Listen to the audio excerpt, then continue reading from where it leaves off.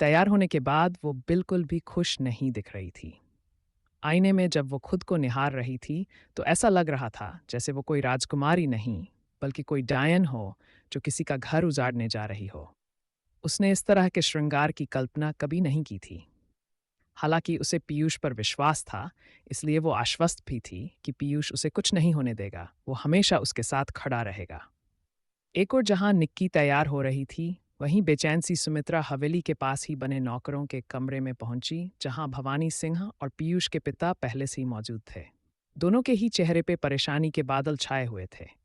उन्हें परेशान देख सुमित्रा बोली, क्या हुआ? भवानी सिंह बोला, महारानी जी, दाई माँ के परिवार के साथ वही हुआ। वो सब। ये सुनते ही सुमित्रा चौंक गई और बोली, वो सब के सब मालिक के हाथों मारे गए?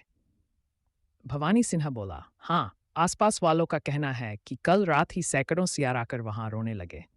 थोड़ी ही देर में घर से चीख पुकार की आवाज सुनाई देने लगी। जैसे ही सब वहां पहुंचे तो उन सभी के नोचे हुए शरीर वहां पड़े थे, और बोलते बोलते भवानी सिन्हा रुक गया।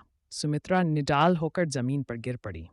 उसकी आंखों में आंसू आ चुके थे। वो बोली, हमने उन्हें मना भी किया था, पर वो कहाँ मानने वाली थी। पीयूष के पिता बोले, जाने अब और किसकी बलि ली जाएगी। ये सुनते ही सुमित्रा को जैसे चेतना आई।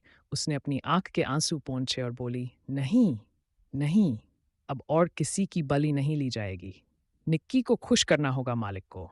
उसे निभानी होंगी शैतानी रस्में। ये बोलते बोलते सुमित्रा की आंखों में खून उतर आया था। उसके चेहरे पे दृढ़ निश्चय साफ छलक रहा। तो कुछ देर बाद निक्की तैयार होकर सुमित्रा के साथ